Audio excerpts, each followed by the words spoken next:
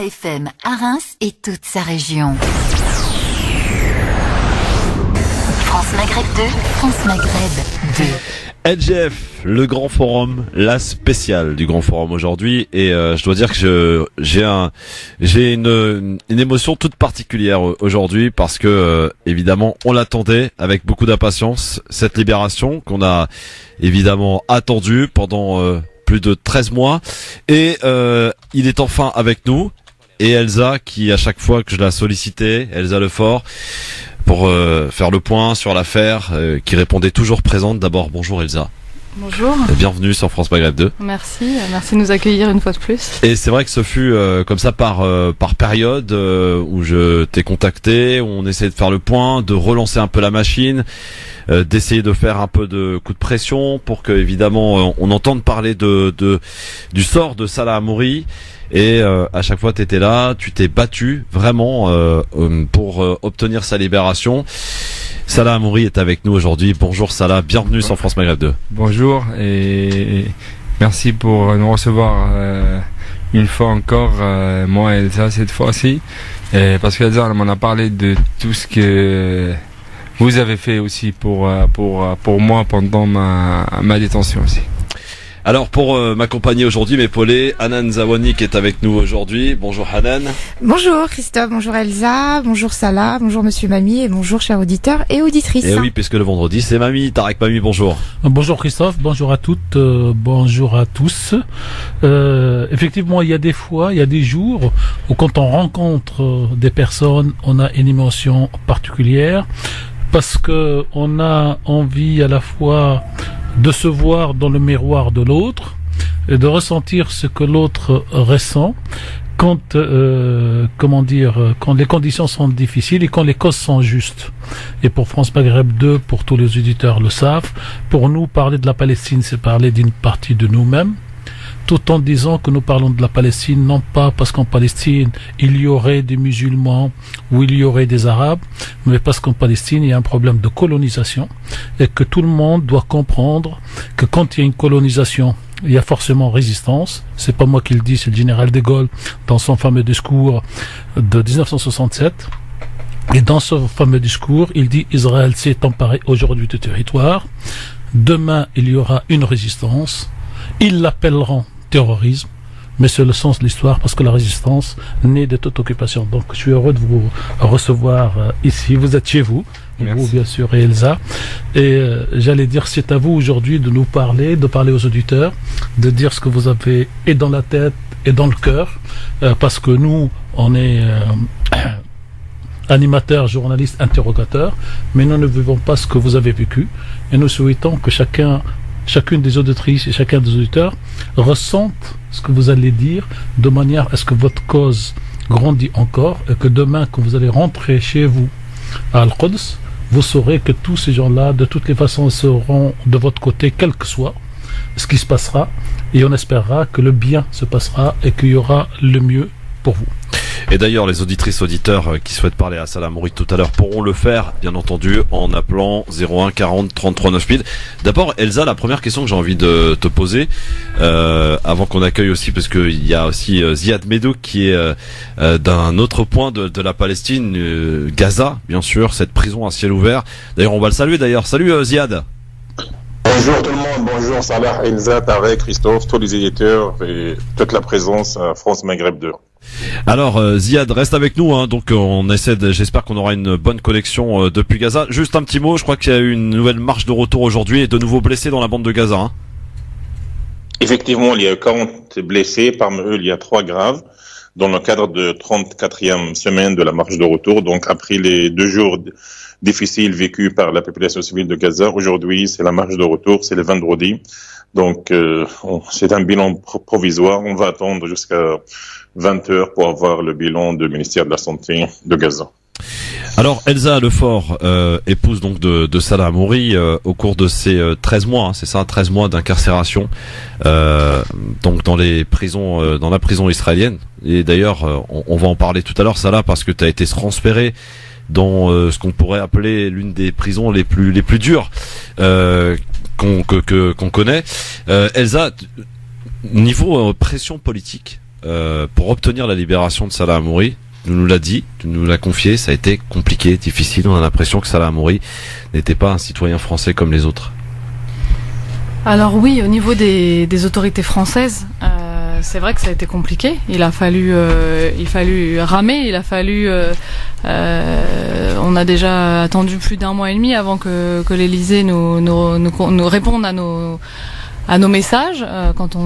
Dès qu'on Salah était incarcéré, on les a contactés et en fait ils nous ont répondu pas parce que finalement ils avaient reçu les messages, mais aussi parce que il y a eu une mobilisation aussi bien des citoyens que de certains élus, de partis politiques, de syndicats, etc. qui a commencé à avoir du poids sur les autorités françaises et à force de recevoir des lettres de maires, de citoyens, d'élus, de députés, et il y a eu aussi des questions au Sénat et à l'Assemblée. Je pense que ça a commencé à les déranger un peu et à se dire, et ils se sont dit qu'il fallait commencer à considérer Salah, mais c'est sûr que il a passé 13 mois de trop. Aussi parce que la France n'a pas agi suffisamment fermement et je pense que si il s'appelait pas Salah et si il n'était pas incarcéré en Israël, il n'aurait pas fait 13 mois de prison pour rien. D'ailleurs, tu parlais de l'Assemblée nationale. Dans cette même Assemblée nationale, un certain Maher Habib n'a pas hésité à qualifier Salah de terroriste. En effet, oui. C'est pas étonnant, hein, c'est un peu son...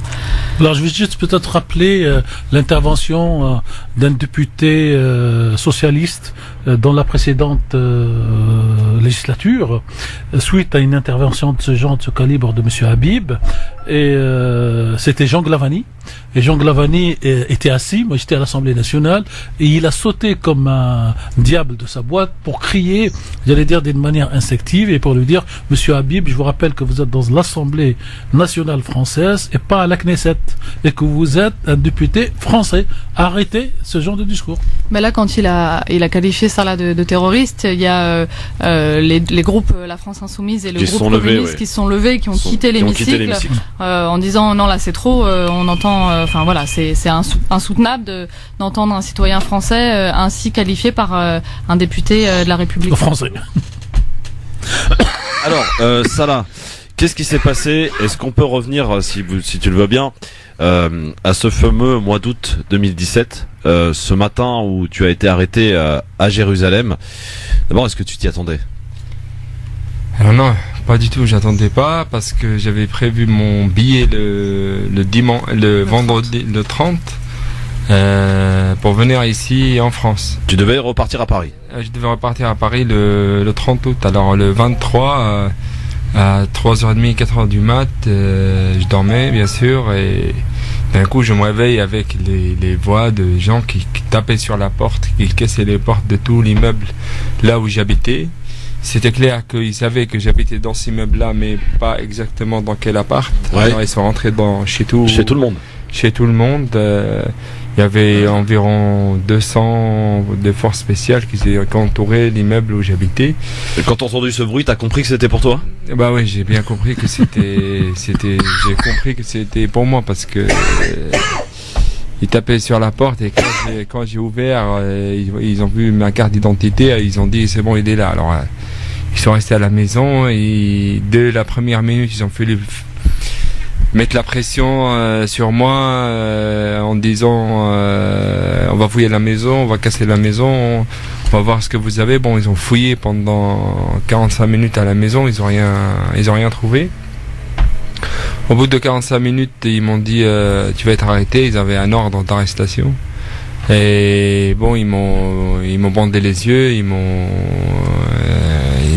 mis les mains derrière le dos avec des menottes en plastique et ils m'ont mis dans un jeep blindé et après ils m'ont pris jusqu'à une base militaire qui est située dans le nord de Ramallah qui s'appelle le Bethel. C'est le matin à Ramallah il fait assez froid, même août il fait froid. Ils m'ont posé par terre pendant jusqu'à 4-5 heures, posé par terre. Après d'être transféré encore une fois dans une autre base armée qui s'appelle Ofer. Pendant 2 heures et une fois après ils ont ramené la police pour qu'elle me transfère dans un 3e centre d'interrogatoire qui s'appelle The Russian Compound, c'est une ancienne église russe qui a été prise par les Israéliens. Ils l'ont transférée pour un centre d'interrogatoire. Et là-bas, le même jour, j'ai passé au tribunal. Ils ont prolongé ma détention pour 2 jours. Et ils m'ont interrogé pendant une demi-heure. Bon, l'interrogatoire, c'était des questions-réponses. Je veux pas dire que c'était dur, c'était simple, mais il y avait rien. Dès le début, je savais que le dossier, il y a rien dans le dossier. C'était juste. Qu'est-ce qu'ils t'ont dit? Est-ce ils ont justifié cette arrestation? Quelles étaient les raisons? Il y avait que nous, on a des infos, ils ont des infos discrètes qui disent que moi, je suis un danger sur la sécurité d'Israël. Ouais. Et rapport que tu venais d'obtenir ton diplôme d'avocat. J'avais il me restait juste prêter serment le 26-27 parce que j'avais tout passé, moi, les examens, c'était tout était prêt. Mais du coup, le dossier, c'était clair pour moi dès le début. Ils m'ont posé des questions sur la situation familiale, sur mes parents, sur Elsa, sur la famille. Elsa qui était d'ores et déjà interdite d'entrer. Elsa, elle a été interdite de rentrer depuis plus qu'1 an.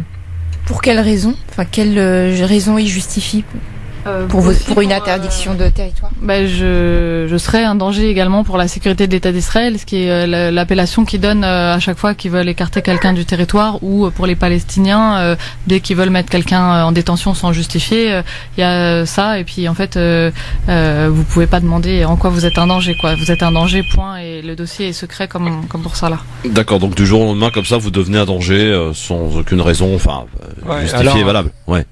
Alors au bout d'une semaine, pour pas être très long, j'ai passé 3 jugements pendant 3 jours.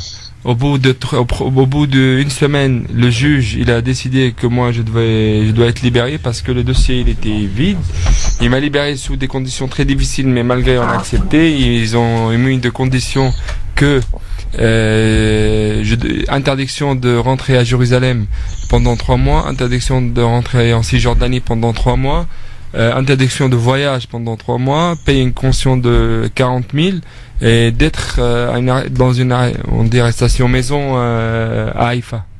Et ce qu'on a accepté.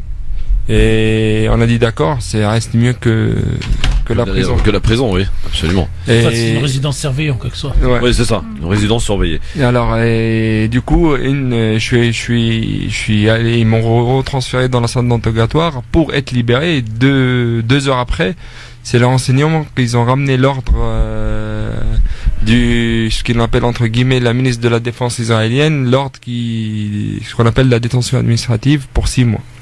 Au niveau de l'interrogatoire, parce qu'on imagine bien, on le voit en tout cas dans les vidéos, leur manière de s'adresser aux Palestiniens. Vous, comment est-ce qu'ils se comportent avec vous, étant donné que vous êtes une personnalité politique, publique? C'est ça a été en tout cas votre 2e arrestation. Est-ce qu'ils sont violents avec vous? Est-ce qu'ils vous traitent bien? Est-ce qu'ils vous parlent mal? Comment ça se passe par rapport à un prisonnier français? Se passe l'interrogatoire en hébreu, en français, en anglais pour vous? Alors l'interrogatoire, il faut savoir qu'il y a plusieurs systèmes d'interrogatoire. Pour les gens qui veulent les mettre, en général, ça on peut pas généraliser, mais en général, il y a des particularités, bien sûr, mais en général, il y a des gens qui ont la décision de leur mettre en détention administrative. C'est léger les interrogatoires, ça veut dire tu te fais quelques heures assis sur une chaise, et bien sûr t'es menotté mains et pieds. Mais c'est pas plus que ça. Il n'y a pas de violence verbale ou physique. Il n'y a pas de. Déjà, l'arrestation lui-même, d'être dans la prison, déjà c'est psychologiquement. C'est violent, oui. C'est violent. Alors, il y a d'autres façons d'interrogatoire pour les causes que eux, entre guillemets, ils disent que c'est des causes plus dures. Ça, c'est autre chose que moi j'avais passé comme la dernière fois en 2005. 2005. Ouais. 2005, c'est une phase d'interrogatoire isolement total dans des petites pièces d'1 mètre, 2 mètres, où t'es fait interroger 22 heures ou 23 heures. Et les 23 heures, tu es attaché sur une chaise, mets tes mains et pieds derrière le dos, sans dormir. Tu manges la table où tu te fais interroger, tu dors pas. Même l'heure qu'ils te donnent pour dormir, c'est une heure qui te fatigue plus que ça te relaxe. T'es isolé, t'es interdit d'avocat pendant... Moi, en 2005, j'étais interdit d'avocat pendant 56 jours. Alors y a pas un système général pour tout. Il prend cas par cas. Mais moi, cette fois-ci, ils savent qu'aussi j'ai de l'expérience. Ça, c'est aussi, il fait partie de leur calcul. Les gens qui ont de l'expérience, c'est pas comme c'est pas la même façon de traitement. Médiatisé. Ouais. Alors 2 fois j'ai passé un interrogatoire, une demi-heure, 1 heure à chaque fois. Des questions générales, pas d'entrer dans les détails. Ils sont pas entrés dans les détails des questions parce qu'ils avaient rien. Avaient rien. Le dossier était vide. Il y avait rien dans le dossier. Et dans quelle langue? Alors eux, il faut dire que les renseignements israéliens, c'est une des plus forts dans le monde, pas que dans le Proche-Orient. Ils ont des spécialistes qui parlent arabe. Exactement comme les Palestiniens, tu peux pas faire la différence. Ah ouais. Alors il te fait interrogatoire en arabe. En arabe.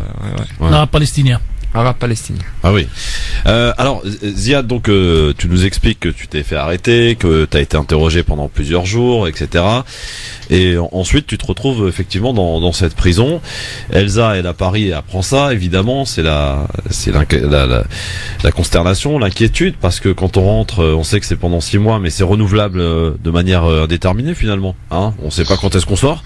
Alors c'est une vieille loi anglaise que les Israéliens utilisent et qui leur va très bien parce qu'ils disent c'est la loi du pays, c'est une loi qu'on n'a même pas écrite parce qu'il y a une dimension hypocrite dans cette vision politique et tout ce qui peut servir donc l'intérêt de l'État israélien parce que les mots ont leur valeur sont utilisés et il y a eu plusieurs organisations internationales et quelques organisations israéliennes qui ont demandé l'abrogation de cette détention administrative, en tout cas de la limiter dans le temps à une seule fois et de la justifier.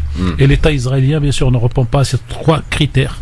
Alors c'est différent, par exemple à Gaza, Ziad, parce que à Gaza on les arrête pas, on les tue direct, hein. C'est ça?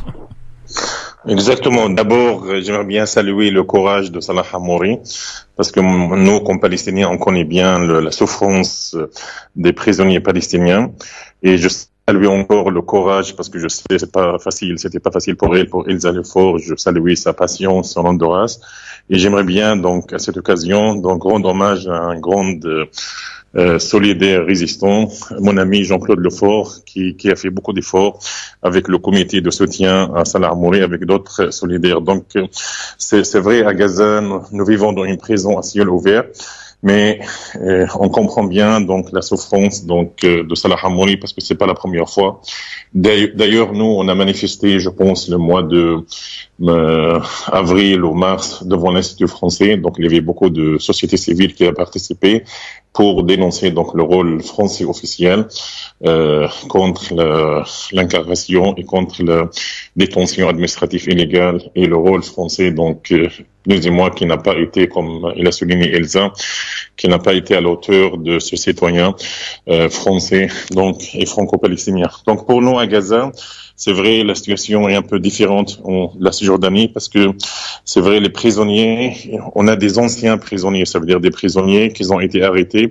La dernière fois, c'était en 2005, parce que les militaires israéliens, après 2005, en octobre 2005, il y a un retrait israélien de toutes les colonies. Ils ont évadé les 19 colonies qui se trouvaient d'une façon illégale. Donc, mais après, on n'a pas de cas.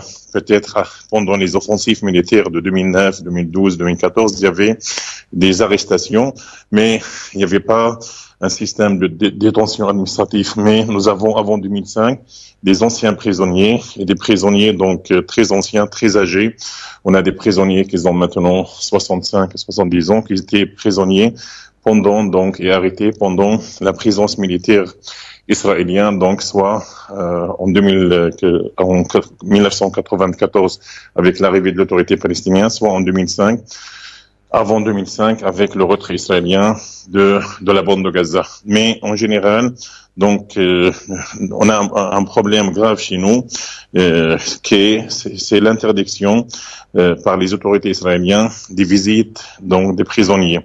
Auparavant, il y avait une introduction de la Croix-Rouge donc internationale pour convaincre le gouvernement israélien, pour mettre la pression contre le gouvernement israélien afin qu'il puisse donc permettre à des Palestiniens, à des familles, à des enfants, à des femmes palestiniens de rendre visite à leurs familles donc dans les prisons israéliennes.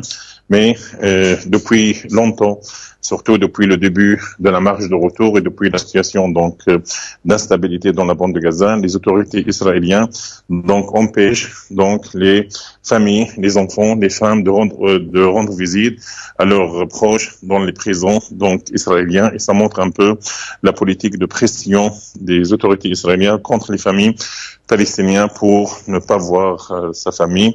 Et je pense que Salah est le mieux placé parce qu'il vient d'être libéré, donc il connaît bien comment donc priver donc un prisonnier de voir sa famille, surtout une famille qui fait beaucoup d'efforts de la bande de Gaza, qui traverse des dizaines de checkpoints entre Gaza et les prisons israéliennes, soit au Negev, soit en n'importe quelle ville donc dans les territoires, pour rendre visite à leur famille. Donc ça fait partie de la politique israélienne de priver les familles et surtout priver le prisonnier de voir sa famille, et donc ça mettre les prisonniers et la famille dans l'inquiétude et dans l'angoisse. Oui. Et malgré tout cela, donc, Gaza, avant tout, déjà, c'est une prison à ciel ouvert. Déjà, nous, les citoyens normands, on est donc souvent interdits de sortir de Gaza. Les patients et les malades, ils sont interdits d'aller se soigner dans les hôpitaux, soit égyptiens, soit israéliens, soit les hôpitaux de la Cisjordanie. Donc, déjà, nous, dans la bande de Gaza, nous vivons une situation catastrophique avec la fermeture des passages. Et ça ajoute à tout cela, donc, les agressions israéliennes permanentes, soit lors de la marche de retour, comme aujourd'hui le vendredi, tous les vendredis. Donc, on a 2 heures de manifestation pacifique, mais les représailles israéliennes se voient sanglantes. Et quelquefois, les Palestiniens de Gaza vivent une situation catastrophique, comme les bombardements, comme lundi, mardi dernier. On a vécu donc 2 jours difficiles avec presque 300 raids israéliens qui ont visé donc les infrastructures civiles, avec la destruction des chaînes de télévision, des hôtels, des jardins d'enfants, des immeubles, des maisons appartenant à des civils, et l'assassinat de 14 morts, 5 Palestiniens. Donc ça montre un peu que la bande de Gaza subit jusqu'à maintenant donc des mesures israéliennes atroces, et que les Palestiniens, que 2 millions de Palestiniens de Gaza vivent la souffrance au quotidien. Merci Ziad. Alors Salah, on va revenir dans un instant évidemment avec toi juste après la pub, parce qu'on va essayer, parce qu'on en parle beaucoup, Tarek, Elsa, Hanan, des conditions d'incarcération en Israël, mais là l'occasion nous en est donnée pour savoir exactement comment ça se passe, parce que Salah en a été témoin malheureusement, et va nous dire d'ailleurs, suite à, je crois, alors tu vas me contredire si je me trompe, on en reparlera d'ailleurs dans un instant, mais suite à un article ou une déclaration que tu as faite dans un journal français, t'as été transféré. Alors là, les conditions se sont durcies, hein. Je crois, ça a été assez violent. On en reparle dans un instant, justement, et vous, amis auditrices, auditeurs, vous allez pouvoir intervenir, poser vos questions à Salah Hamouri qui est avec nous en direct, évidemment, questions courtes pour laisser l'opportunité à chacune, à chacun de pouvoir s'exprimer, de pouvoir poser vos questions. Salah Hamouri est avec nous et ça nous fait bien plaisir. C'est la première interview radio qu'il accorde donc à France Maghreb 2 depuis sa sortie. Ça fait combien maintenant, 20 depuis le 30 septembre. 30 septembre, voilà. Donc un peu plus d'un mois et quelques jours. On espère que c'est une liberté longue, à long terme, hein. De long terme. Mais on sait jamais. À tout de suite. LGF, le grand forum, la spéciale aujourd'hui avec Tarek Mami, Hanan Zawani et nos invités, Elsa Lefort et Salah Hamouri qui est enfin parmi nous aujourd'hui. Pendant 13 mois, on l'a espéré, on l'a attendu et il est là, Salah Hamouri en face de nous. On va revenir sur tes conditions d'incarcération puisque là il y a beaucoup de questions à te poser, mais j'ai envie de te poser la question suivante, même si je connais un peu la réponse. comment est née cette comment dirais-je, cette résistance, même si le mot ne convient pas forcément pour les Palestiniens. Est-ce que d'abord, quand on est palestinien, est-ce qu'on a en soi cette résistance de toute façon, de facto? Bah écoute, quand t'es né à une ville comme Jérusalem, quand tu vis Jérusalem, et tu ouvres les yeux sur l'occupation israélienne, tu sens pas que t'as beaucoup de choix à faire. Tu sens que toutes les circonstances autour de toi, ils te poussent vers un choix. Je parle de moi, après les gens, chacun il fait son choix, mais moi, grandir dans une famille où à un âge assez tôt, j'ai vu l'armée israélienne venir chez nous pendant 3 et 4 ans, quand j'avais 5-6 ans, pour chercher mon oncle tous les nuits. Et je me souviens de ces images des soldats qui regroupaient la famille entière dans une petite salle pour fouiller la maison pendant des heures et des heures. J'ai vécu ça après, même après l'arrivée d'Oslo, ça n'a pas changé trop la situation en réalité, quoi, parce qu'après t'avais ce qu'on appelle le petite intifada des prisonniers 96, t'avais l'histoire du tunnel sous la mosquée de l'Aqsa 97. Alors on a grandi dans ces circonstances-là où tu vois l'armée, les checkpoints, le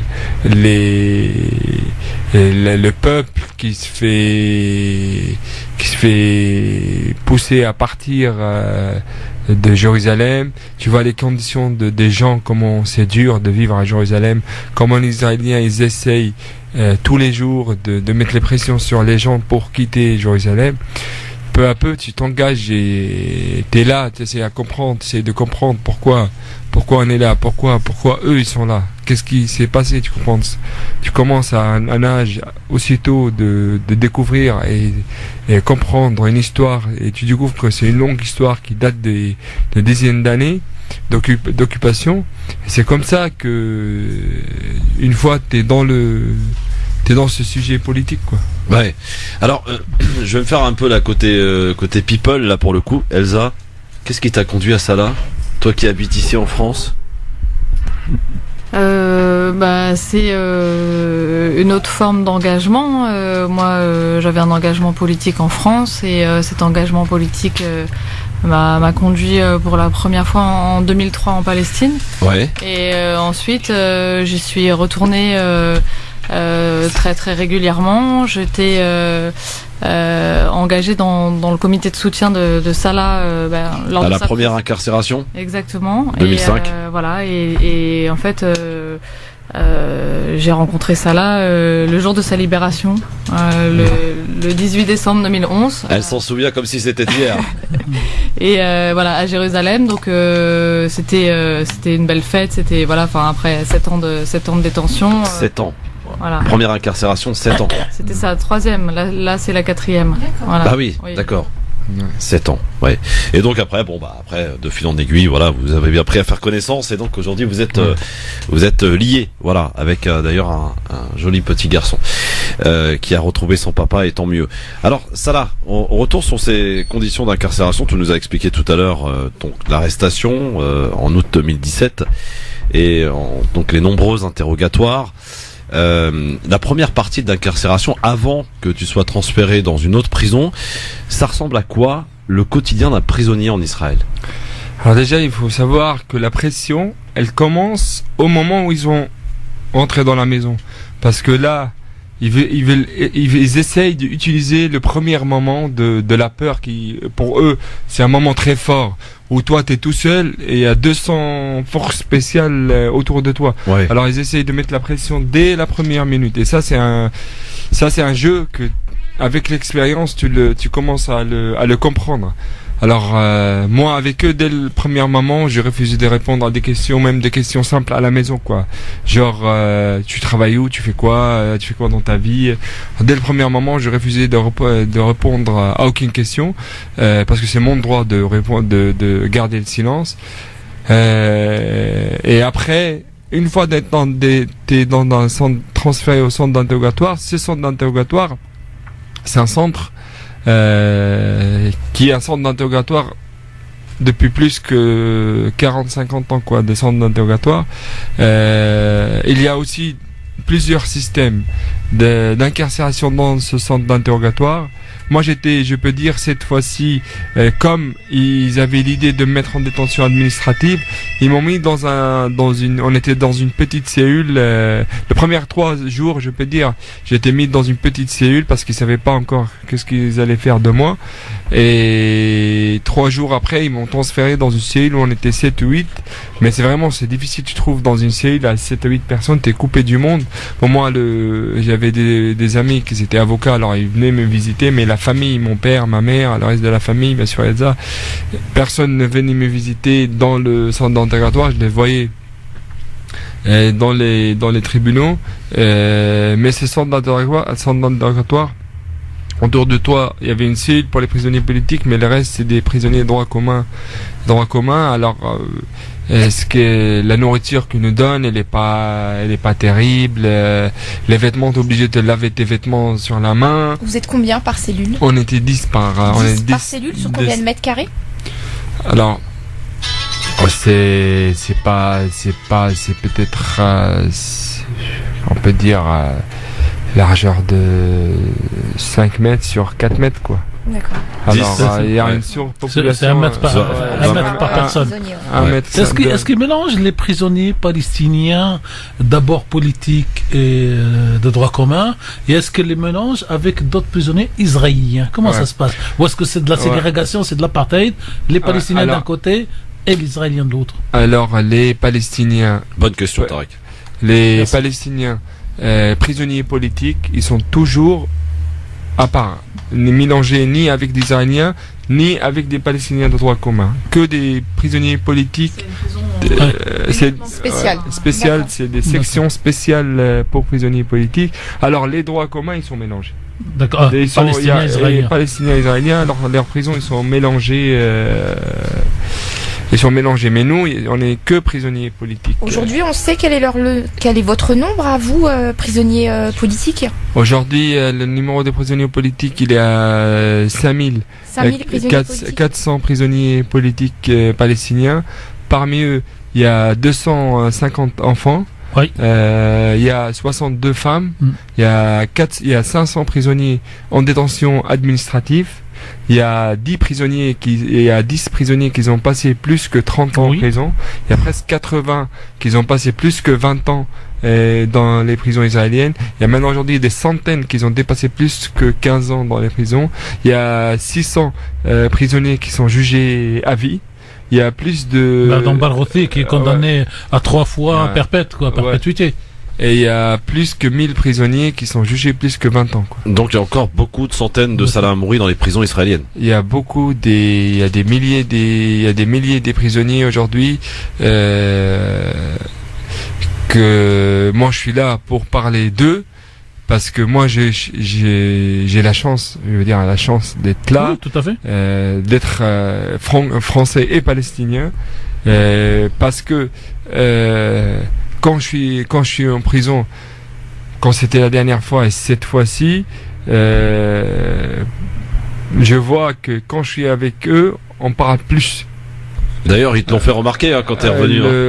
Les prisonniers, pour une dit, ça là, quand tu viens en prison, ils parlent de nous.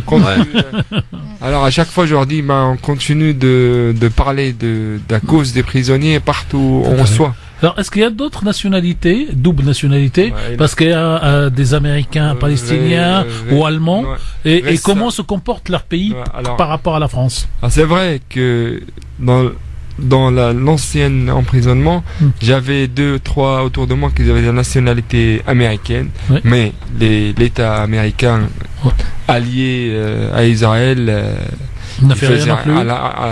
c'était l'inverse, quoi. D'accord. Et il y a aussi maintenant un franco-belge Un Palestinien belge, oui. Qui est en prison là depuis 3 mois. Il est un Palestinien né au Liban. Libanais, oui. Et il a eu sa nationalité en Belgique. Là, il est depuis 3 mois.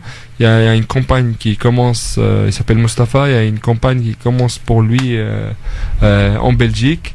Il y a aussi les Syriens du Golan occupés. Il y a quelques-uns, mais les restes des prisonniers, les Libanais et les restes des Arabes, ils étaient libérés en cadre de l'échange de 2006 entre le Hezbollah et Israël. Je suppose que vous allez en Belgique pour participer à la campagne de ce Belge palestinien qui est aujourd'hui en prison. Je suis invité en Belgique à une émission, bien sûr, pour parler de tous les prisonniers politiques, parce que je sais aussi pour moi et pour le reste des prisonniers, il y avait du travail qui était fait en Belgique. Alors je vais passer en Belgique 2 jours pour bien sûr remercier les gens et de parler de... Alors quand vous êtes en prison, est-ce que vous avez des informations comme quoi il y a des actions, des mouvements pour vous soutenir? Comment êtes-vous informé de ce qui se passe à l'extérieur? Alors moi j'avais la chance de pouvoir, parce que comme je suis de Jérusalem, j'ai la carte de résidence de Jérusalem,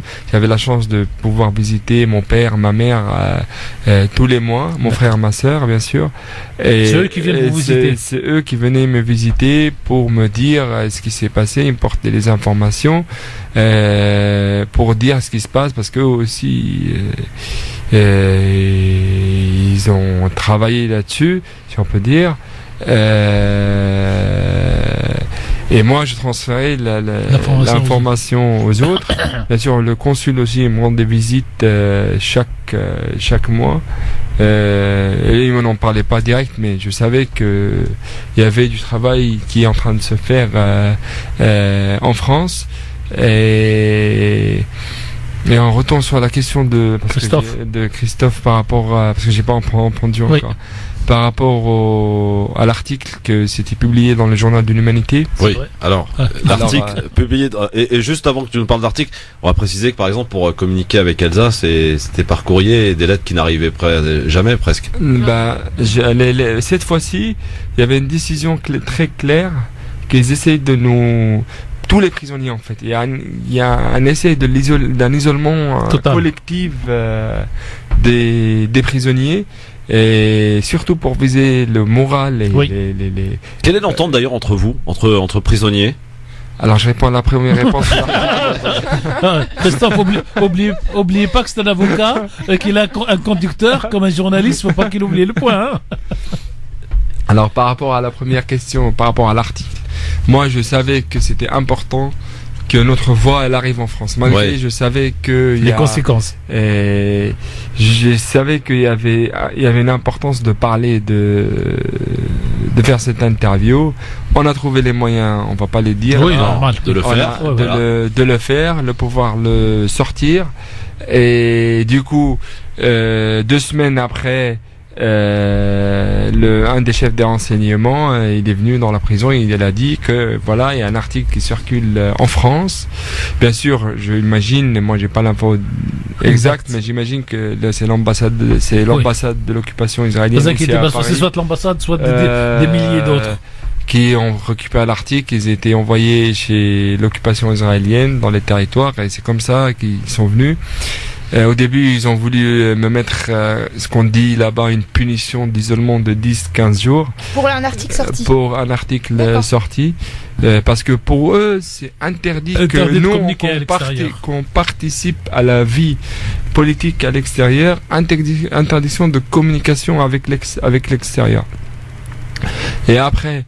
Quand il y avait un refus, que les prisonniers ont refusé que je sors dans l'isolement, quelques jours après, ils m'ont transféré dans une autre prison. C'était le 31 décembre. Ouais. C'était le cadeau de fin d'année, ça. Alors j'ai fêté la bonne année dans un centre, dans une prison de transfert, ce qu'on appelle la prison. Parce que si tu n'es pas transféré le même jour, ça prend 2-3 jours, des fois. Alors la nuit de Nouvel An, c'était une nuit un peu difficile, au froid, dans une prison qui s'appelle Ramleh, dans le centre, c'est un centre de transfert. Alors, il y a pas, les fenêtres, ils étaient pas fermées, il faisait froid, il pleuvait, je me souvenais bien. Et après, j'ai été transféré dans une prison dans le nord, et dans une prison que j'ai connue avant aussi. C'est une prison assez difficile. Les circonstances, c'est pas les mêmes. Ils sont plus durs. Les circonstances de vie quotidienne et l'enfermement dans cette prison, ils sont plus durs. C'est plutôt une punition, quoi. Une punition pour l'article. On vous sent très pudique et c'est compréhensible. Qu'est-ce que vous entendez par des conditions plus difficiles? Moi, ce que j'aimerais vraiment savoir en tant que Française, c'est comment se comportent les gardiens israéliens. Alors c'est ça. Il faut dire que aujourd'hui, les prisons israéliennes, c'est pas les prisons classiques que nous on voit les gardiens et les gardiens ils nous traitent mal. Là il y a un développement de système d'incarcération assez développé techniquement que c'est difficile de définir c'est quoi la torture. Ouais. Ça c'est un système qui, pour les droits de l'homme, il y a tout ce qu'il faut. Mais il y a une torture invisible. Il y a une torture invisible. Et ça, c'est qui est important à savoir. Il n'y a pas la torture classique où tu vois un gardien qui rentre et qui tape. D'accord. Ça, c'est les tortures classiques. Bon, il l'utilise de temps en temps collectivement pour quand il y a un truc urgent. Mais la torture psychologique où, par exemple, tu sais bien qu'il y a l'installation des caméras partout. D'accord. Tu es surveillé. Surveillance en fait. Surveillance. Dans certaines prisons, on a découvert des micros dans les cellules. À tort, c'est très au niveau psychologique. T'imagines que toi, comme prisonnier politique, tu dois te contrôler 24 heures sur 24 heures, contrôler tes paroles, te contrôler pour pas dire qui ne couvrent pas de trucs sur toi. Ouais. L'isolement culturel, si tu veux, l'interdiction des livres, l'interdiction de continuer les études, certains journaux, les chaînes, par exemple, ils donnent 5-6 chaînes, mais 5-6 chaînes sont chaînes d'information, sont des chaînes qui parlent de l'histoire, de la politique. Alors ça se voit qu'ils essayent de te mettre le cerveau dans certains domaines. Donc c'est des chaînes israéliennes pro-sionistes. Même il y a des chaînes arabes, mais c'est des chaînes qui choisissent. Il y a des chaînes qui choisissent. Oui, donc c'est vraiment une torture psychologique, quoi. Alors c'est une torture psychologique. Est-ce que la lumière est éteinte la nuit pendant des heures ou est-ce qu'ils laissent aussi? Non, la lumière aujourd'hui, grâce à la lutte des prisonniers, c'est nous qui contrôlons. D'accord. Mais par exemple, toi, tu dois être compté 4 fois par jour. Ça veut dire tu es réveillé à 6h30 du mat, t'es compté pour le compte, ce qu'appelle le compte là. Alors le compte, les 8 ou les 10 prisonniers doivent se mettre debout pour vérifier qu'il n'y a aucun ce qu'ils disent mort. Après, à midi, la même chose. À 4h l'après-midi, la même chose. À 8h le soir, la même chose. Le soir, à partir de 8h jusqu'à le réveil du soleil le lendemain, t'as un gardien qui fait le tour avec la torche. Avec la torche pour vérifier. Alors, tu sais bien que t'es bien contrôlé, sous surveillance. Et en fait, c'est une torture psychologique. Et même pour les visites, pour mes parents, mes parents, cette fois-ci, et celle d'avant, ma mère, mon père, t'as pas le contact physique. Il y a toujours la vitre avec un téléphone. Et même pour les enfants, alors, l'expérience spéciale que j'ai eue, que moi, dans la prison où j'étais transféré, il y avait les deux sections des enfants juste à côté de nous. On n'avait pas le contact avec eux, mais on avait le moyen d'avoir les informations de ces enfants. Il y avait 120 enfants dans les deux sections. Garçons et filles ou surtout des garçons? Garçons. Donc à partir de quel âge? 10-12 ans? Alors tu peux trouver... Alors une fois, pour 2 nuits, ils ont amené un enfant de 9 ans. Il est resté 2 nuits en prison et il faisait quoi? Un gosse d'abord, oui. Et les menottes, ça tenait pas dans ses mains. Et les gosses, tu peux trouver de 12, 13, 14 ans jusqu'à l'âge de 18 ans. Alors aussi, eux, c'est une autre histoire parce que il y a un système pour vraiment détruire leur enfance. Oui. Les enfants sont traités ils sont mis déjà dans les mêmes circonstances que les prisonniers adultes. Aucune différence pour les visites. D'accord. Aucune ils voient différence. pas leurs parents, pareil. à travers une vitre. Les premières 3 mois, bien sûr, il faut savoir que pour n'importe quelle personne de la Cisjordanie, pour les prisonniers, bien sûr aussi pour Gaza, les premières 3 mois, toi, tu peux pas visiter ta famille. Ça, c'est pour tous les prisonniers parce que pour les premières 3 mois, il faut faire une démarche vers la Croix Rouge pour demander l'autorisation de visiter. Alors, les premières 3 mois, c'est sûr que tu peux pas visiter. Il faut rappeler que toutes les prisons sont sur les territoires israéliens. Donc tous les Palestiniens qui n'ont pas habituellement le droit de rentrer sur le territoire israélien ils doivent avoir des autorisations. Doivent avoir un permis. Donc il y a aussi des pressions qui sont mises sur eux pour tu veux aller visiter ton fils, ton mari, voilà, des fois il y a des vraies pressions qui sont faites sur les familles parce que du coup ils sont obligés d'avoir ce permis pour rentrer alors que normalement les prisons devraient être sur le territoire en Cisjordanie, quoi. Mais là, elles sont sur le territoire israélien. Ouais, histoire de bien contrôler tout, quoi. Alors, ouais. Il faut faire passer tout le monde par les checkpoints, c'est-à-dire mettre les personnes sous le contrôle de l'armée israélienne. C'est l'armée qui tient les checkpoints, c'est pas la police. Oui, ça là. Ouais. Tu voulais finir, vas-y, je t'en prie.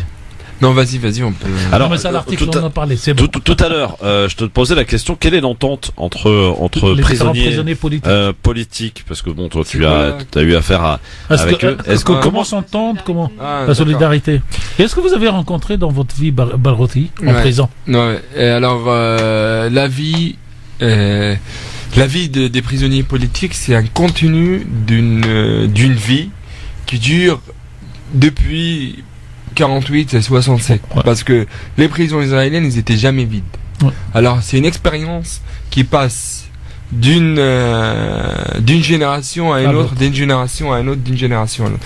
Alors comme il y avait toujours des prisonniers politiques dans les prisons, avec l'expérience et tout ce qu'on obtient comme droit grâce à nos grèves de la faim que les prisonniers déclenchent de temps en temps.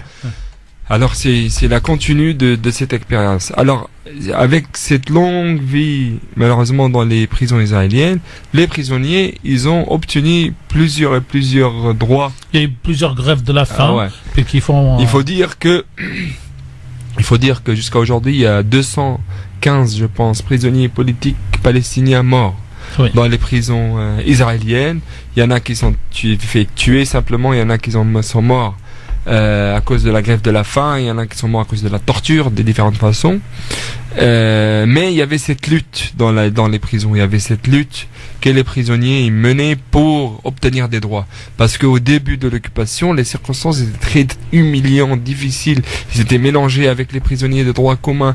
C'était vraiment une vie très difficile. Alors grâce à la grève de la faim et les martyrs et cette solidarité à l'extérieur, les prisonniers, dans l'histoire des prisons, ils ont pu obtenir des droits.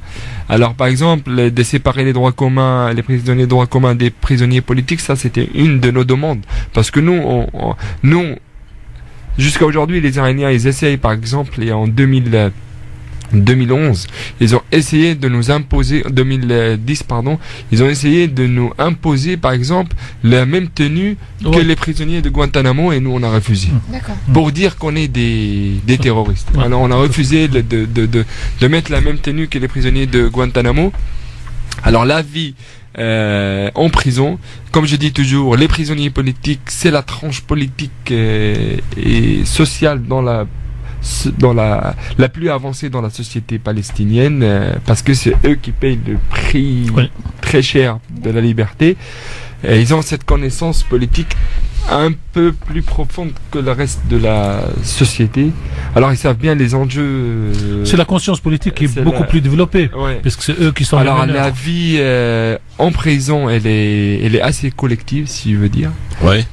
On vit une vie collective, organisée entre nous comme prisonniers politiques. Moi, je peux dire toute ma connaissance politique, idéologique, qui me fait parler aujourd'hui dans ce terme politique, je l'ai appris en prison parce que la vie c'est pas, et nous, on essaye de rendre utile tous les moments qu'on vit dans les prisons. On est organisé, il y a les prisonniers qui font leurs congrès, t'as des congrès systématiques tous les 6 mois, tous les 1 an, tous les 2 ans.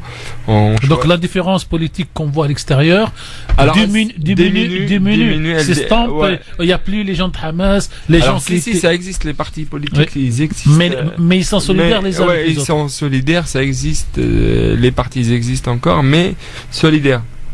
Alors, et vous avez rencontré donc Barouti Fou? Je l'ai rencontré en 2007. Et comment ça s'est passé?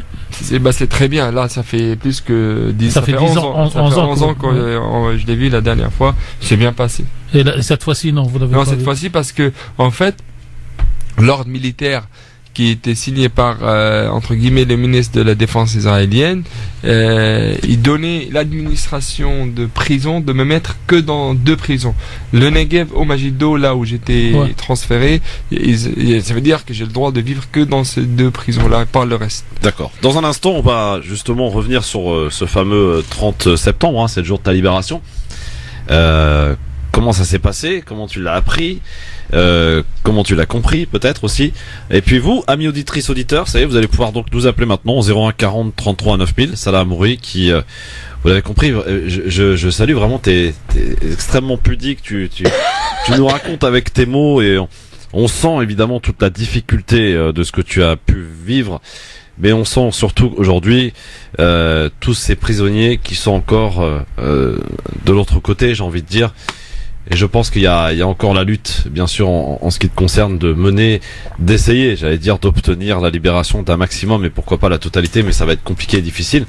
Mais voilà, il y a tous ces prisonniers politiques qui sont encore et qui dorment dans les prisons israéliennes. Et cette liberté qui est la tienne est un peu incomplète. On y revient dans un instant. À tout de suite avec Elsa Lefort, Salah Amouri, Tarek Mami, Alan Zawani. Le Grand Forum sur France Maghreb 2 en ce vendredi, c'est la spéciale du Grand Forum aujourd'hui. Et quelle spéciale avec Salah Amouri qui est avec nous, ce franco-palestinien, 33 ans, hein, Salah, c'est ça? Ouais. 33 ans. Combien d'années de prison? C'est ce que j'ai posé comme question. En total, 9, ça va faire. 9 ans sur de prison sur 33. Bon, non, mais c'est des chiffres qu'on retient symboliquement pour savoir qu'un Palestinien passe par là. Et moi, quand j'étais en Palestine, les familles me disaient, en clair, je suis tombé sur une dame formidable qui m'avait dit, qui était très jeune, qui m'avait dit qu'elle avait fait 5 enfants, en pensant que 2 allaient mourir, tués, 1 risque d'être blessé définitivement, et peut-être qu'il y en a un, ou comme elle dit, ou 1,5 qui aurait une vie normale. Et donc, les femmes palestiniennes de ce côté-là, elles programment presque, non pas cette résistance, mais cette envie de survivre. Et ça, c'est très important. Donc, elles sont courageuses, ces femmes palestiniennes. Et pour dire 33 ans dans une dizaine en prison, un tiers. Alors après avoir détaillé ça là, et on te remercie parce que ça doit pas être évidemment facile de pouvoir décrire ce que tu as vécu. Ça a duré 13 mois pour cette nouvelle incarcération. Nous avoir un peu expliqué avec tes mots donc ce quotidien dans ces prisons. Ce fameux jour de la libération, comment ça s'est passé? Est-ce que tu peux nous le raconter? Ou est-ce qu'on vient un matin, on dit c'est aujourd'hui, vous sortez? Alors par exemple, la spécialité, si on va dire, de la détention administrative, que toi, tu sais pas le jour de ta libération. Ouais. Et il y a un jour où, quand il te prolonge, il te dit, 7-6 mois, par exemple, sur 4 mois, ils finissent telle date. Mais toi, tu sais pas si, vraiment, il y aura tu vas être prolongé encore une fois ou pas. Oui. Parce que quand j'ai reçu les dernières 3 mois, ils me l'ont donné, je me souviens, je devais être libre un jeudi, et ils me l'ont donné le mercredi après-midi. C'est ça. Ils me l'ont annoncé qu'il y a un nouveau 3 mois. Alors, du coup, psychologiquement, c'est dur pour toi, pour la famille, pour tout le monde. Cette fois-ci, là, le 30 septembre, ils me l'ont dit le 29 à 8h le soir. C'est ça. La veille. Que j'allais être libéré. Mais Ils avaient des fêtes ou quelque chose. Alors normalement on devait sortir tôt le matin des sections. Et c'est vrai ce qui s'est passé. 6h30 du mat, on est sorti de la section. On était 5 à être libérés. Parmi nous il y avait un prisonnier qui avait passé 17 ans. Le même jour, mais il est de Cisjordanie. Alors vous vous rappelez de son nom? Je me souviens plus de son nom. Non, mais si vous vous rappelez, c'est pas grave, sinon, c'était juste pour le saluer, quoi. Parce que la libération des gens de Jérusalem, elle n'est pas la même que celle de la Cisjordanie. Normalement, les gens de Jérusalem, ils sont libérés devant la porte de prison. Les gens de la Cisjordanie, ils sont transférés jusqu'à une checkpoint à Hébron par l'armée, et là-bas, il est libre. Alors moi, je me suis séparé des restes au moment que eux ils les ont pris. Moi ils te fouillent et ils te posent quelques questions, et après normalement je devais être posé devant la porte de la prison. En sortant, ce qu'on appelle l'administration des prisons, le directeur, il a signé ma libération juste devant la porte où mon frère et d'autres amis ils m'attendaient, et juste devant la porte il y avait en fait les renseignements qui m'attendaient. Et le jour là, ils m'ont pris et ils m'ont dit tu vas pas être libéré maintenant parce qu'il y a quelque chose à régler avant ta libération. Et du coup, ils ont dit à mon frère, tu restes pas là, ni toi ni les amis qui sont avec toi, vous partez, c'est nous qui prennent ça là. Ils m'ont pris, ils m'ont ramené dans le même centre d'interrogatoire où j'étais à Jérusalem au début. Je suis resté là-bas de 10h jusqu'à 1h de l'après-midi, parce que ils m'ont dit que nous on veut te libérer sous condition qu'il n'y aura pas de fête pour ta libération, pour la libération pendant 30 jours. Et t'as pas le droit de participer à des rassemblements ou à des manifestations ou à n'importe quel truc pendant 30 jours. Alors si c'était on a payé, tu payes la caution 3000 shekels, on a aussi signé sur 20 000. Et du coup, c'était une sortie aussi spéciale parce que de les voir à 8h du matin devant la porte de la prison, à la place de voir ta famille, ça c'est pas aussi psychologiquement encore une épreuve. En fait, tout ça est fait pour détruire la volonté de résister, et en tout cas pour se soumettre sans plus poser aucune question. C'est pour détruire psychologiquement les citoyens palestiniens. Ouais, c'est la pression jusqu'à la dernière minute, quoi. C'est la pression sur toi. En clair, pour résumer pour les auditeurs, vous n'êtes pas un homme libre, vous n'êtes pas une femme libre, vous êtes à la disposition de la colonisation. Ah ouais, non, mais tu vis en Palestine, tu vis pas à Liban. Ça, c'est... Alors, ça là, aujourd'hui, est-ce que tu as une petite idée de ce pourquoi tu as été en prison pendant 13 mois ou pas? Jusqu'alors, ça reste pour l'instant un flou total. Tu ne sais pas pourquoi. Jusqu'à maintenant, on ne sait pas il y a quoi dans le dossier. Alors, je rappelle Christophe, parce qu'on l'a vu tout à l'heure, le fondement juridique de cette détention administrative, c'est que l'État israélien considère que la personne constitue un danger pour l'État israélien et a le droit, cher Christophe, de ne pas donner les motifs, même pas au juge militaire qui juge. Donc on lui dit, pour nous c'est un danger, donc faites-nous confiance. Pour juger, quoi. Ouais. Non, mais faites-nous confiance. Pour nous, il est dangereux. Et donc le juge suit la loi, entre guillemets, le mot loi, et donc les gens rentrent et sortent sans savoir. En fait, c'est un moyen de pression politique et juridique pour dire aux Palestiniens, de toute façon, comme je l'ai dit tout à l'heure, vous n'êtes pas libre, on peut vous arrêter à n'importe quel moment pour la durée que nous souhaitons. Aujourd'hui, la question qu'on se pose, nous, militants pro-palestiniens ou soutiens, en fait, même si on n'est pas hyper actifs sur le terrain, et certainement les auditeurs, c'est qu'effectivement, vous nous racontez votre incarcération, qu'en réalité, on ne sait pas aujourd'hui pourquoi vous avez été incarcéré. Aujourd'hui, ce qu'il faut savoir, notamment ici en France, c'est qu'on manque un petit peu d'espoir quand vous nous dites ça.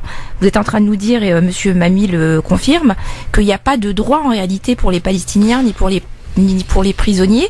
Ici, on essaye de manifester, on fait des émissions, on signe des pétitions, vous faites la grève de la faim, mais en réalité, contre ce droit qui n'est pas appliqué, qu'est-ce qu'on peut faire aujourd'hui, nous, citoyens du monde ? Alors moi, je pense que ma présence aujourd'hui ici et la petite tournée qu'on organise en France, c'est surtout bien sûr pour remercier les gens pour tout le travail qui a été fait, mais pour leur dire aussi à quel importance que leur combat qu'ils mènent ici en France et ailleurs dans le monde, il est important pour notre cause. Mais ça là, le combat qu'on mène aujourd'hui, en toute sincérité, on l'a entendu encore, je crois qu'on a eu une auditrice hier au téléphone, je me souviens plus, c'est qu'on est vraiment désespérés. Alors on va faire des statuts, on va faire des manifestations, on va signer des pétitions, on va essayer de chercher l'information, de la transmettre, mais aujourd'hui, comment est-ce qu'on fait pour garder espoir ? Pour garder espoir, pour se dire que ça avance. Ça avance. Alors, il faut savoir les conséquences. De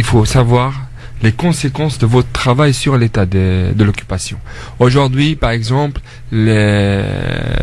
l'occupation israélienne, ils ont un ministre, par exemple, ils ont un ministère spécial pour gérer et pour voir comment ils vont confronter ce qu'on appelle le BDS contre Israël. Il y a un ministère spécial. Il y a un ministère très stratégique spécial pour ça. Pas que pour le DS, mais pour tous les mouvements de solidarité. Ils fichent les gens, par exemple, on voit des dizaines qui sont arrêtés à l'aéroport de Paris et de l'étranger en général. Ils sont arrêtés à Tel Aviv. Ou qui sont pas embarqués, qui sont empêchés de voyager. On voit comment les Israéliens essuient ça. Il y avait l'été dernier, août, il y avait un grand festival qui devait être à Tel Aviv, organisé avec beaucoup d'artistes. Oui. Et grâce à la pression internationale, le 2/3 des artistes se sont retirés de cette. Alors il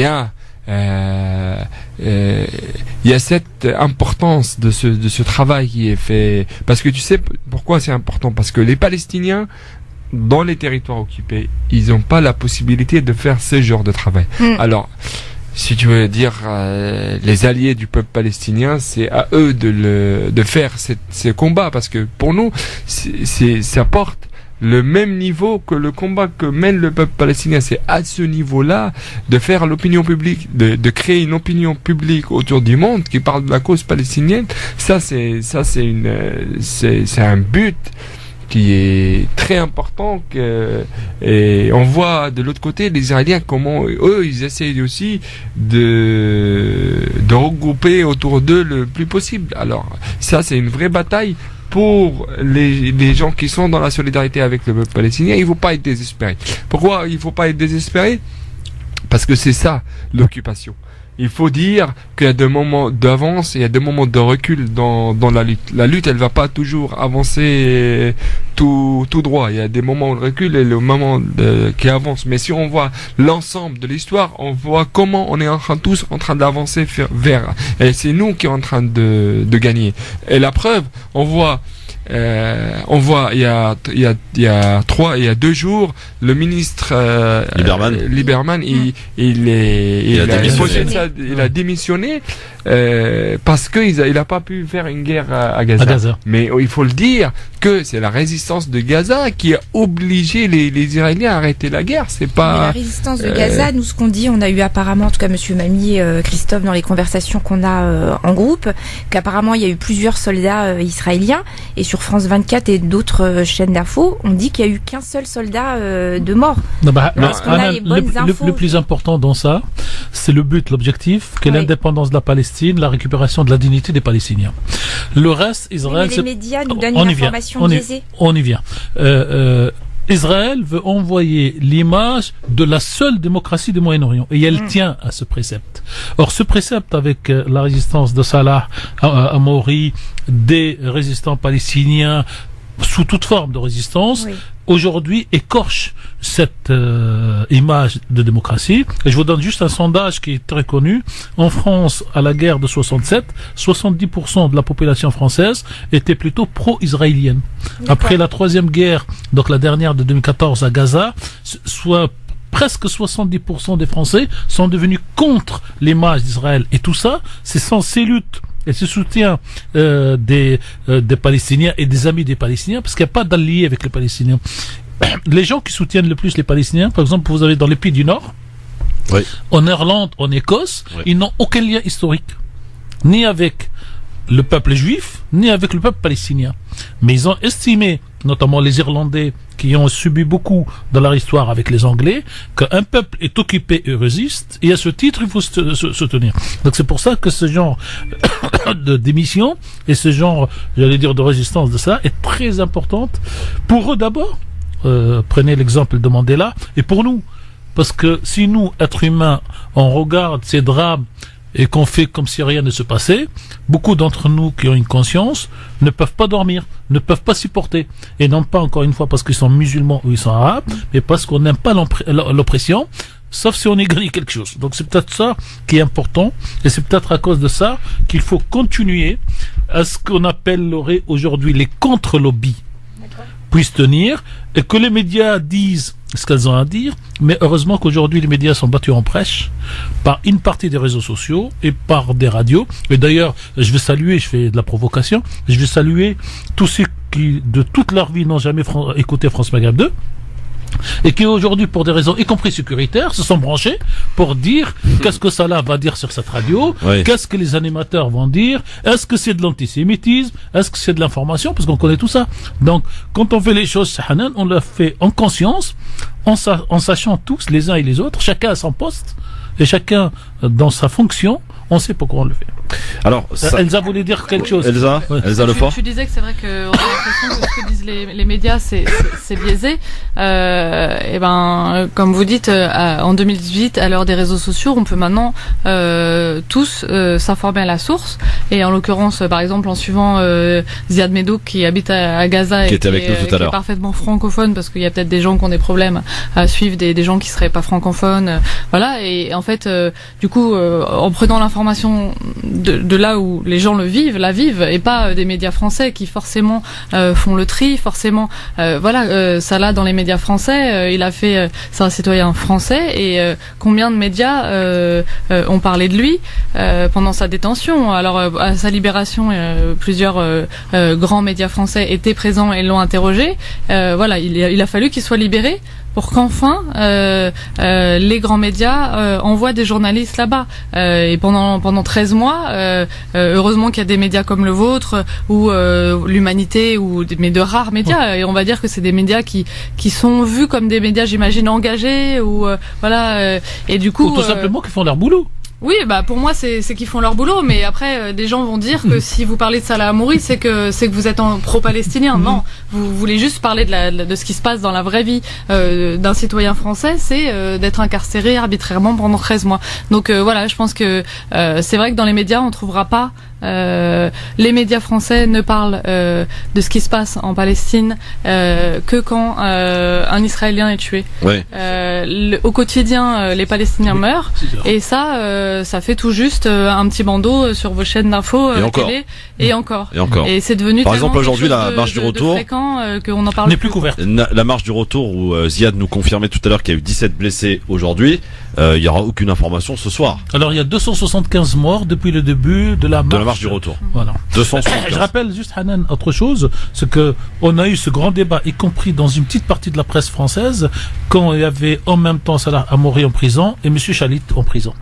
Et on a vu le déséquilibre qu'il y avait dans les médias, et quelques journalistes me disaient, moi en off, qu'il était un peu gêné de parler autant de l'un et pas de l'autre, alors que tout le monde pensait qu'un citoyen français incarcéré à l'international, quel que soit ce qu'il ait fait, on a vu ce que l'État français a fait pour faire sortir de prison indonésienne un citoyen français condamné à vie, et il a effectué 20 ans pour trafic de drogue.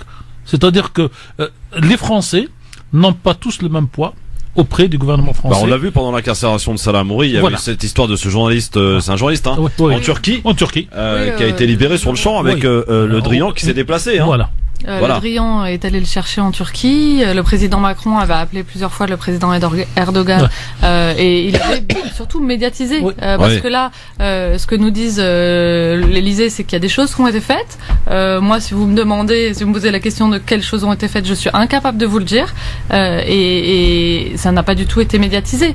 Donc, et la médiatisation participe aussi à la pression. S'ils avaient médiatisé tous les efforts qui avaient été faits, je doute pas que des efforts ont été faits. fait, mais le fait de faire ça en catimini, comme si c'était un peu honteux de parler de Salah, comme si quand Netanyahou vient, d'accord, on m'a dit, on m'a garanti que le président Macron là, en avait parlé avec Netanyahou, mais quand vous regardez le point presse qu'ils font après, ils en parlent pas. Ouais. Donc, est-ce que c'est une sorte d'humiliation, ça aussi, quelque part, fait déjà à Salah Hamouri de l'autre côté, et ici, de ce côté français aussi, qui continue de l'humilier en occultant finalement le sort qui lui est réservé? Moi, je trouve que c'est une humiliation qui est faite à Salah, mais aussi un message dangereux qui est renvoyé à tous les Français qui sont d'origine arabo-musulmane. Parce que ça veut dire quoi? Ça veut dire que quand vous vous appelez loup, l'État français, et avec son président en tête, fait tout pour vous libérer.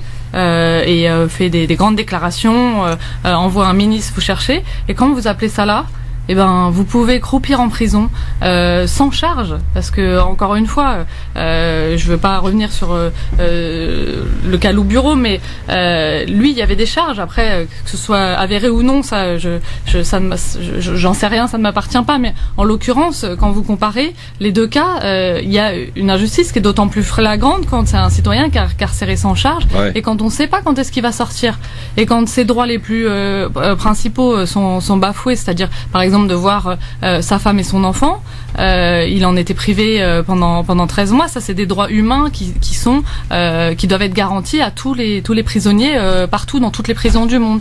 Donc je trouve que c'est un message dangereux, le fait que Salah a été abandonné par les autorités françaises pendant 13 mois. Ton ressenti là-dessus, Salah, justement par rapport à ce manque d'intérêt, le mot est faible. Moi, les autorités françaises. L'histoire avec les autorités françaises, il n'est pas nouveau. C'est une longue histoire aujourd'hui qui date depuis plusieurs années. Moi, je pense que ça sera moi ou ça sera un autre Français. Si t'es en prison en Israël, c'est pas tes droits français, ou c'est pas la nationalité française qui va te protéger. Je pense que tant que la France et les autres pays traitent Israël comme un pays au-dessus du loi internationale, elle va continuer de faire ce qu'elle veut avec Salah le français ou avec quelqu'un d'autre qui est d'autre nationalité. Alors si la France elle avait tapé sur la table fort en disant, parce que c'est sûr que les Français ils ont des dossiers, c'est sûr qu'ils ont des dossiers que nous on connaît pas, les citoyens, sous la table, qui peuvent les utiliser pour faire bouger les dossiers de Salah ou faire bouger d'autres dossiers. Mais c'est clair que ils avaient pas le pouvoir, ils avaient peur, je veux pas dire peur, mais ils avaient pas le pouvoir politique pour dire ils n'ont pas la volonté. On peut mélanger à la fois la volonté et la possibilité. Il y a les deux. Il y a le pouvoir effectivement qu'ils n'ont pas, et c'est le manque de volonté, de courage. Ils n'ont pas la volonté, le courage pour dire à Israël, on a un citoyen français, sans charge, vous devez le libérer.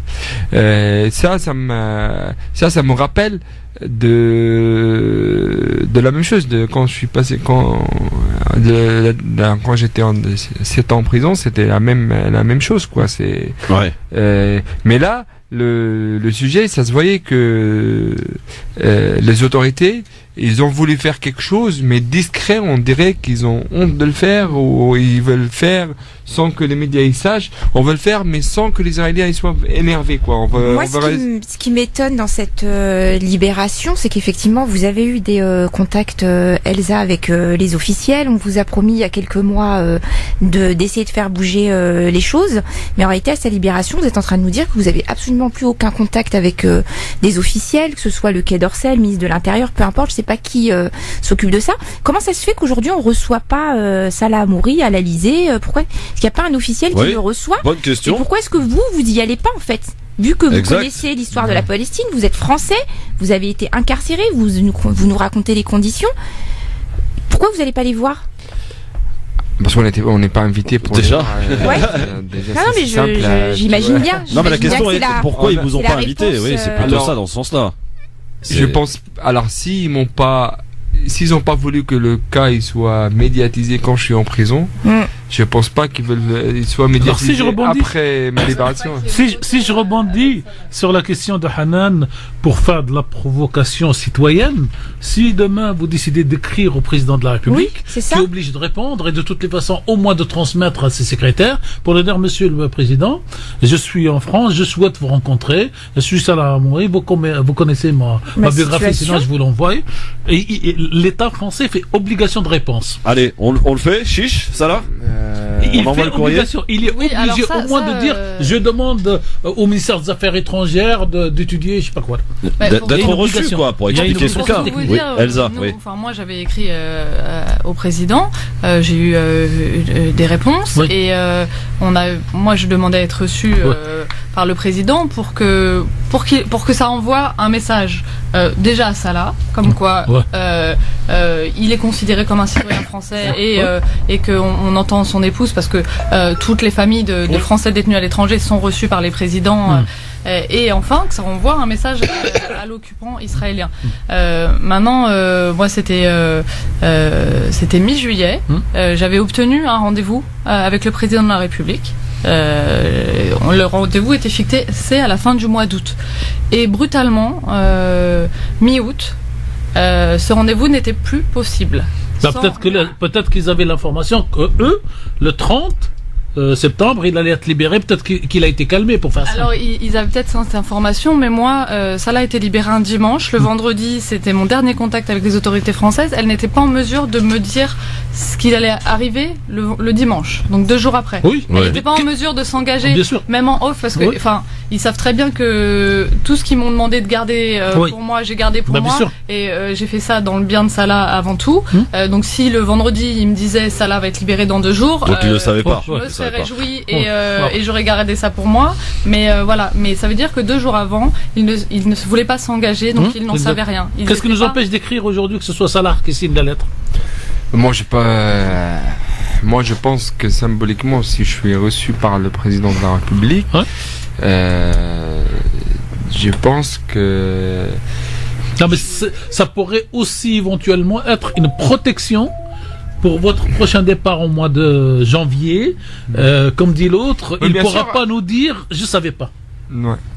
Parce que là, c'est plutôt dans le suivi, en fait. Vous avez fait un gros travail. Maintenant, Salah est libéré, tant mieux. On est content, mais je veux dire, quand même, tous ces mois d'incarcération, et en réalité, ces 9 années, il faut que ce soit entendu par le pouvoir. Aujourd'hui, je suppose que vous êtes en contact avec les députés de la France Insoumise, etc. Il y a des prises de parole, mais au-delà de ces députés, je veux dire, un terroriste, pas un terroriste, quelqu'un qui est emprisonné de manière arbitraire, il est reçu par l'État. Quelqu'un qui se fait enlever par des terroristes, il est enlevé par l'État. En tout cas, ils vont réfléchir. Oui, non, mais de toute façon, il y a une action à faire. On va rester en contact avec eux parce qu'il nous reste maintenant une deuxième bataille, c'est d'obtenir le droit pour vous, pour moi-même et notre fils, de rentrer en Palestine. Alors, dans un instant, n'est pas né à Jérusalem, donc en définitive, ils se sont débrouillés pour éviter qu'il ait droit d'office à cette carte. Dans un instant, et pour terminer, peut-être une note d'espoir, cher Salah. Pour nous dire et continuer de nous dire que la lutte est importante. C'est le message, je crois, principal à envoyer aujourd'hui, que ça ne sert pas à rien et quand on va manifester, quand on se mobilise, c'est pas dans le vent. À tout de suite. France Maghreb 2, France Maghreb 2. Merci d'être avec nous en direct et pardon à tous ceux qu'on avait prévu de faire intervenir, mais franchement voilà, c'est déjà très court. Et il y avait beaucoup de choses à dire et Salah, j'en suis sûr, reviendra nous voir. En tout cas, il est le bienvenu et chez lui ici avec Elsa.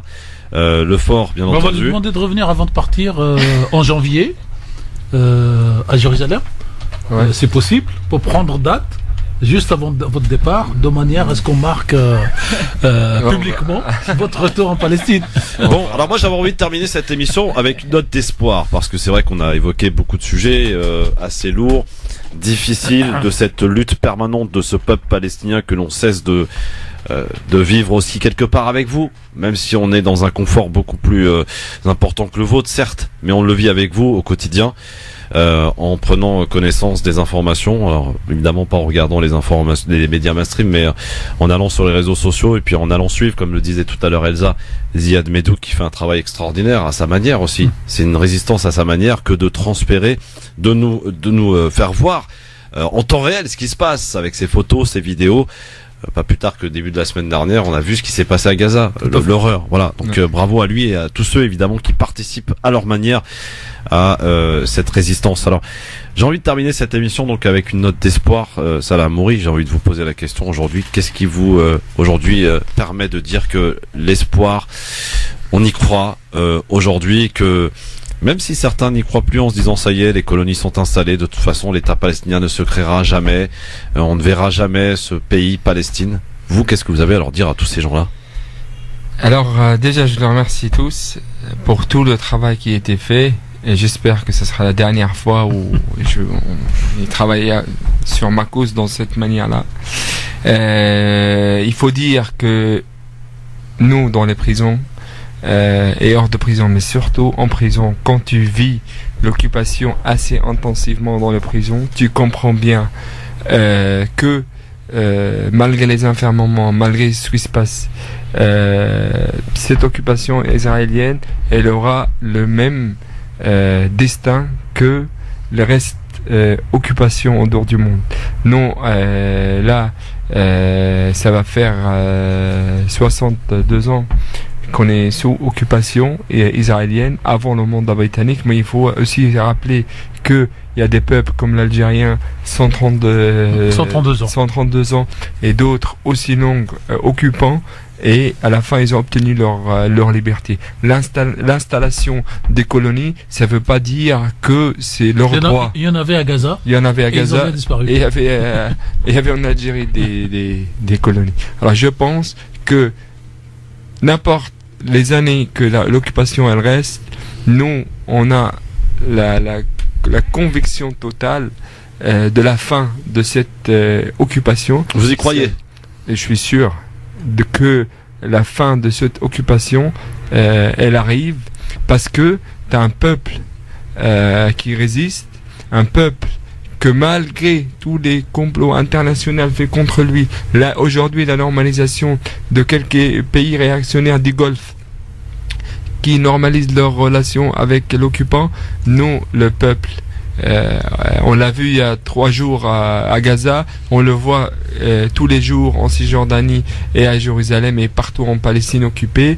Ce peuple, il y croit et il continue de croire que notre indépendance et notre liberté, elle arrivera un jour, et j'espère que ce sera notre génération, qu'elle obtient cette liberté pour donner une meilleure vie et un meilleur futur pour les prochaines générations. Et je veux dire à la fin que il faut que vous soyez convaincus que notre lutte, c'est la vôtre, et avec vous, on va continuer cette marche de la liberté, mais on va la continuer jusqu'à la fin, jusqu'à la liberté de toute la Palestine. صالح حموري كلمة باللغة العربية للمستمعي إذاعة فرانس مغرب 2 لأنهم بيحبوا يسمعوا باللهجة الفلسطينية هالمقاومة الفلسطينية. احنا بنشكركم على هاي الاستضافة في راديو فرانس مغرب 2، وبنحكي لكم نحن الشعب الفلسطيني سوف نبقى كما عهدتمونا شعب لا يرضخ للاحتلال، شعب يستمر بمقاومته مقتنعا أن حريتنا هي حتمية وأن الانتصار آت لا محال. Je crois que après avoir écouté, franchement, tu nous as mis un sacré coup là aujourd'hui, Salah, avec cet appel. On peut plus rester inactif. Voilà, on peut plus rester à appeler ne serait-ce que l'émission de LGF pour dénoncer ce qui se passe. Il faut aussi participer à ces rassemblements, à ces manifestations. Vous l'avez compris, ça sert à quelque chose, même si tant est qu'on ne voit pas forcément le résultat là maintenant. Ça sert, Salah vous le dit. Il nous l'a dit qu'aujourd'hui, on y croit. Et on y croit avec vous, Salah. Et on va continuer de se battre de manière pacifique avec dans les règles de l'art, pour obtenir cette libération tant attendue. Merci beaucoup, Salah Hamouri. J'espère qu'on aura l'occasion de se revoir avant ton départ à Jérusalem. Et j'espère aussi, surtout, Elsa, que tu vas pouvoir rejoindre ton mari avec ton fils à Jérusalem, parce que c'est aussi une volonté de ta part d'aller vivre là-bas. Oui, on espère que ça approche. Inch'Allah. comme on dit. Merci beaucoup Elsa, merci Salah, merci Tarek, merci Anan pour cette émission. En tout cas, merci à tous de l'avoir écouté. J'espère que vous avez en tout cas aussi profité de ce moment avec nous aujourd'hui dans cette émission spéciale avec Salah Hamouri. Et au travers du témoignage de Salah Hamouri, c'est toute la Palestine qui était avec nous aujourd'hui sur France Maghreb 2. Bonne soirée, bon week-end et à lundi.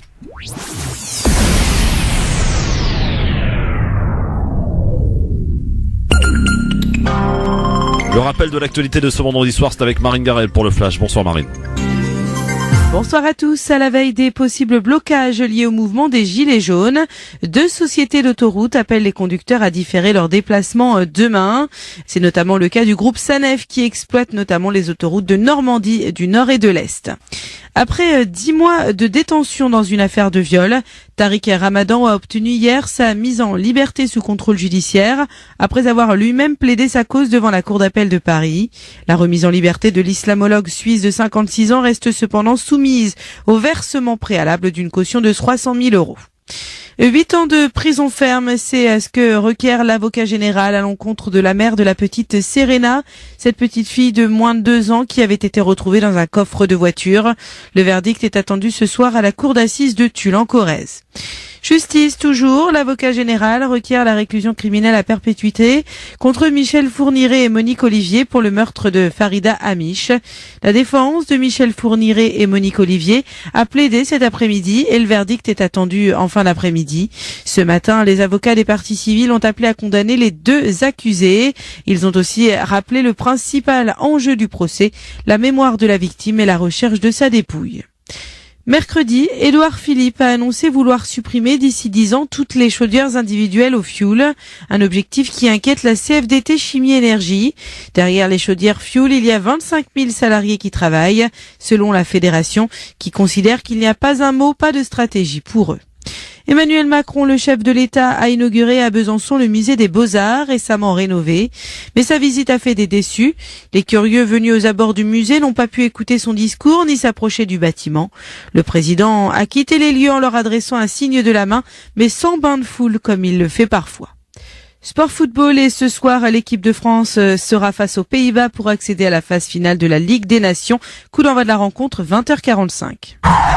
France Maghreb 2, service, info, musique, divertissement. France Maghreb 2. France Maghreb.